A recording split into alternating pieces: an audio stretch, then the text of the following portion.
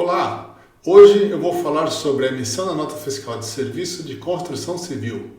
E o objetivo desse vídeo vai ser falar sobre a retenção do ISS e sobre o local, a especificação do local da obra na nota fiscal. Vamos ao vídeo.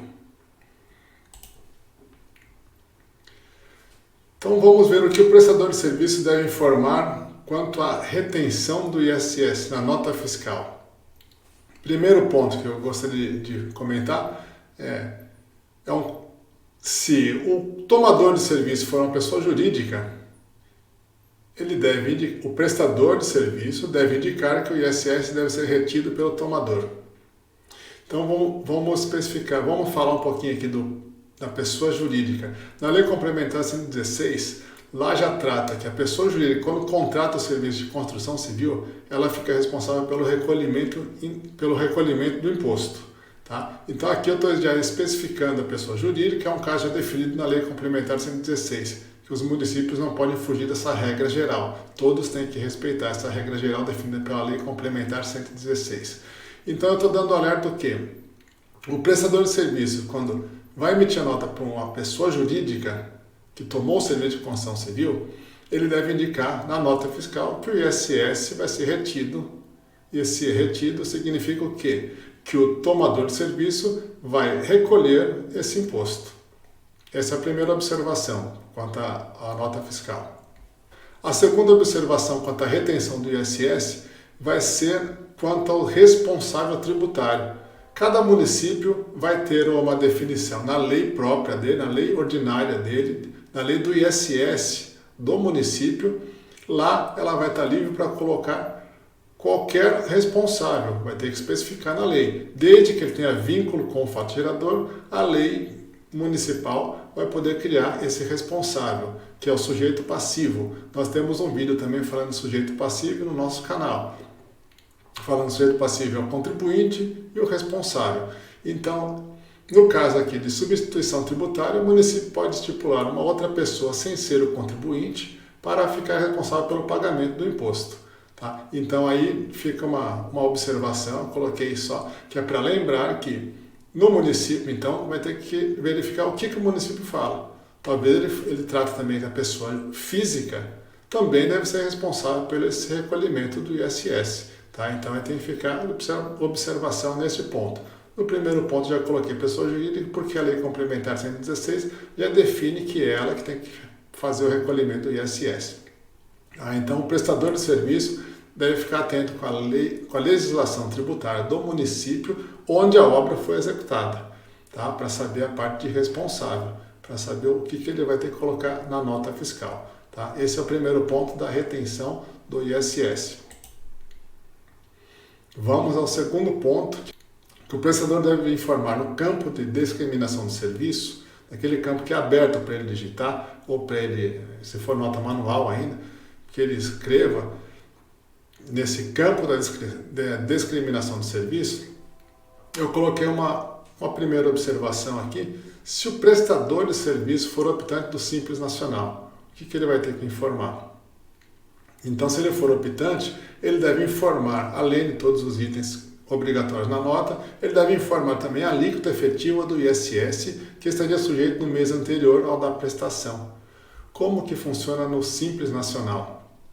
A tributação é uma tributação específica, diferenciada, tá? Que ali o prestador de serviço ele vai ter que pagar, a alíquota vai estar correspondente à faixa da receita bruta dos 12 meses anteriores ao do fato gerador. Então ela menciona o quê? Que esse prestador ele vai ter que informar na nota se fosse ele o responsável para pagar o imposto, qual a alíquota que ele utilizaria. Então qual que é a alíquota efetiva que ele utilizaria no Simples, se ele fosse pagar. Mas como não é ele que ficaria responsável pela pessoa jurídica, ele vai ter que informar esta alíquota para o responsável tributário pagar referente à mesma alíquota que o prestador pagaria no Simples. Porque o responsável tributário ele está substituindo o contribuinte neste caso. Então, uma substituição tributária. No caso aqui, então, o prestador de serviço tem que informar a alíquota que ele pagaria, se caso fosse ele o responsável pelo pagamento, porque aí o responsável tributário que vai recolher e pagar com a alíquota correspondente à do prestador, a que o prestador pagaria. O outro, da observação que deve ter na nota fiscal, isso agora vai depender se é optando do simples ou não. Esse daqui é a nota fiscal de todo o serviço de construção civil. Ela deve estar identificada no campo da discriminação de serviço o local da obra, ou o local completo da obra, o endereço completo da obra, ou se não mencionar o cadastro da obra que ele fez na Receita Federal. Aquele cadastro que faz para efeitos de INSS, tá? Aquela certidão negativa do INSS. Então lá vai existir o cadastro da obra na Receita Federal. E esse cadastro ele vai conter o quê? Lá contém o endereço completo do local da obra. Então vai ser a identificação certinha da obra. Então, o que quer dizer isso daqui? Por que está falando? Por que tem que ter o endereço completo na nota fiscal? Identificando o local da obra. Para justamente, num caso de uma apuração do ISS, muitas prefeituras, muitas fiscalizações acabam fazendo a apuração do ISS na hora do ABITS, na liberação do ABITS, que faz aquele cálculo. Então faz o cálculo, a apuração final do ISS, tudo vai ter que estar vinculado com o quê? Com o endereço da obra específica. Então endereço específico, endereço completo indicando que aquela nota é referente àquela obra e aquela guia de recolhimento de ISS é referente especificamente para aquela obra. Então o que faz? Uma nota fiscal de serviço de construção civil, se for preciso utilizá-la para um abatimento, a guia do ISS referente àquela nota fiscal, referente àquela obra específica, se for preciso utilizá-la para efeito de abatimento do valor total, tá? No caso dessas prefeituras que calculam o ISS na hora, faz a apuração do ISS no final, que é na hora do ABITS, que vai liberar o ABITS, o que acontece? Ela faz o montante daquela obra, verifica-se o que é o montante do ISS a ser recolhido e verifica o quê? O que foi pago referente àquela obra especificamente.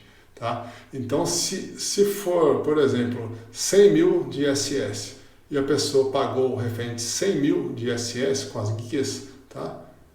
Vai estar bonitinho, desde que se aquelas notas fiscais apresentadas e aquelas guias apresentadas pela pessoa, ela faça o quê? Ela tenha vínculo com aquela obra. E para ter vínculo com aquela obra, ela vai ter que estar especificado o endereço completo da obra, para mostrar aquele vínculo, porque aquela nota e aquela guia não vai poder ser utilizada para outra obra específica, para fins de abatimento. Tá? Então, vamos colocar. Se ficou ainda alguma dúvida, pode mandar e-mail, pode mandar qualquer dúvida que a gente complementa isso daqui. Mas, resumindo, o prestador de serviço tem que identificar a obra, senão a fiscalização faz o quê? A fiscalização vai glosar aquela nota, ela vai tirar aquela nota para efeito de abatimento. Então ela não vai considerar aquela guia, ela vai ser retirada e não vai ser considerada para o abatimento, caso eu tenha que fazer esse confronto da apuração do ISS, de valor total do que ISS deveria ser pago, com o confronto do que a pessoa pagou de guia. Então, para não deixar dúvida, coloque o endereço completo na nota para mostrar que aquela nota e aquela guia de ISS, guia de recolhimento de ISS, é pertinente àquela obra específica. Tá? Aí não fica dúvida. Chegamos ao final de mais um vídeo, então eu fico à disposição para outros esclarecimentos a respeito deste vídeo e a respeito de outros assuntos relacionados à construção civil, à ISS. Fico à disposição, aí pode estar aberto aí o canal do e-mail, do WhatsApp, pode ficar à vontade, pode enviar dúvidas que eu vou responder pessoalmente essas dúvidas.